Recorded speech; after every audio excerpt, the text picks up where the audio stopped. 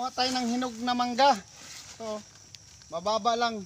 Ito, yung tawag sa amin mango, native mango. So matamis ito. Sobrang tamis pag na hinog talaga siya dito sa puno. Nagkalaglagan, so kailangan makuha na natin mga kaparmers. Kasi nagkahulog siya, nahuhulog yung mga bunga. Kailangan na natin harbisin mga kaparmers. Yan o, madami. So ito, maliit na puno ito, doon malaki. Malaking puno. So, napin natin. Sa kanan tayo sa pagpapal. Kahulugan.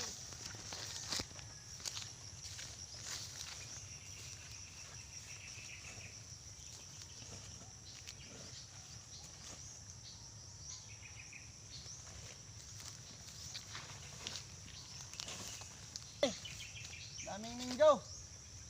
Baka may gustong bumili.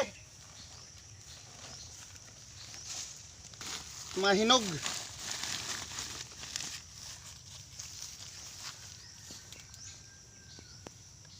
So itong mangga, namumunga ito sa panahon ng dito sa amin tagulan, mga November, December, October, ganyan.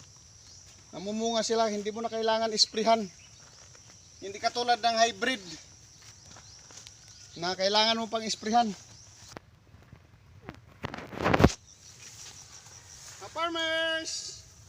Yun lang mga ka-farmers. Kasi madaming bunga, manguha tayo. Bye-bye!